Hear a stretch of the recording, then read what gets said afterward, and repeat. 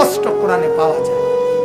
নবী সাল্লাল্লাহু আলাইহি ওয়াসাল্লাম বলছেন, প্রতিদিন কবর, যার কবর যেখানে, তার কবর তাকে ডাক দিয়ে বলে, ও আল্লাহর বান্দা শোনো, আনা বাইতুদ দুধ, আমি পোকামাকড়ের ঘর।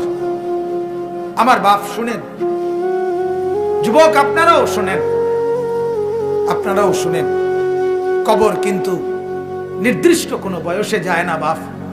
প্রতিদিন কোলের বাচ্চাও কবরে যায়, 90 বছরের বুড়াও কবরে যায়, 16 বছরের 20 বছরের তাগড়া জওয়ানও কবরে যায়।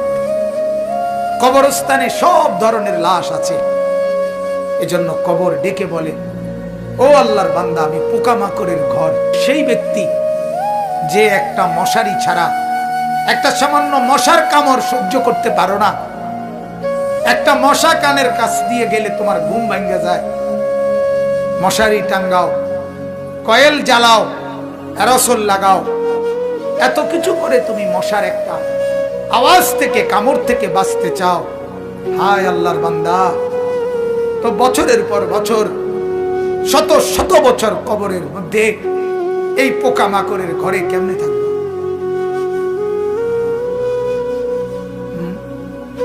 বলে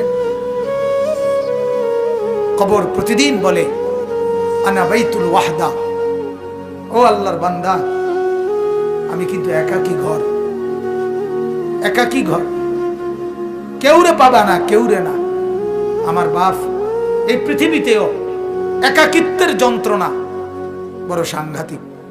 আপনার ঘরে যদি লক্ষ কোটি টাকারও মাল সামানা থাকে, খাদ্য খাবার, ফল ফলাদি সব আছে, সব আছে, শুধু স্ত্রী নাই, মা নাই, বাপ নাই, ছেলে নাই, মেয়ে নাই, কেউ নাই, আপনি শুধু একা, খোদার কসম এই একাকিত্বের যন্ত্রণায় ঘরের সব কিছু না, সারা দুনিয়াটাই আপনার কাছে বিষাদ মনে হবে, মনে হবে আমার কিছুই নাই।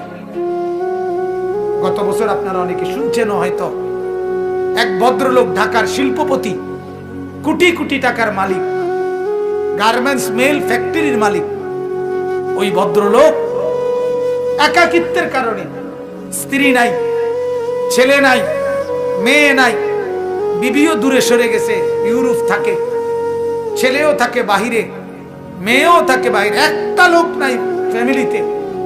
শুধুমাত্র এই একাকিত্বের কারণে এরকম মোবাইলে লাইভে সারা পৃথিবীকে জানাইয়া, সবার সামনে, সারা বিশ্বের চোখের সামনে এরকম কপালের মধ্যে পিস্তল ঠেকাইয়া নিজের জীবন নিজে দিয়ে দিছে, আত্মহত্যা করছে শুধু একাকিত্বের জন্য।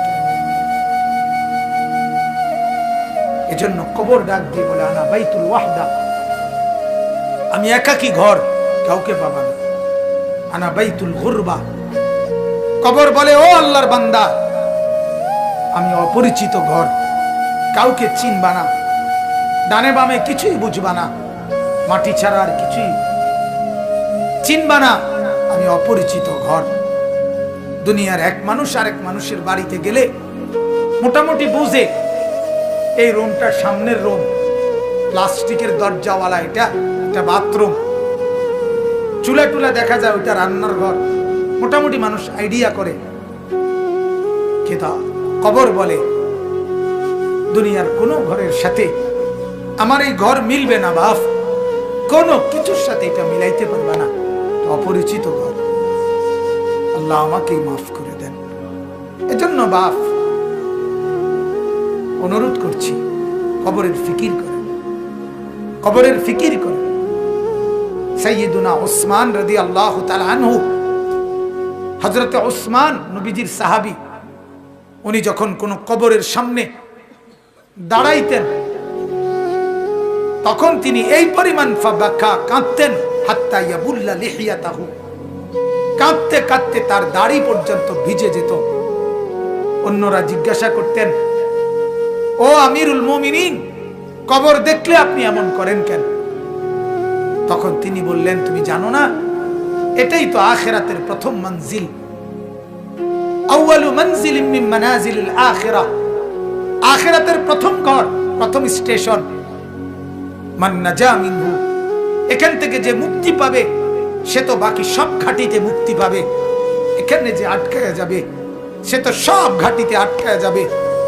এই জন্য কবর দেখলে আমার ভয় হয়, না জানি আমার কবরে কি হবে, না জানি আমার কবরে কি হবে। হযরত ওমর রাদিয়াল্লাহু তাআলা আনহু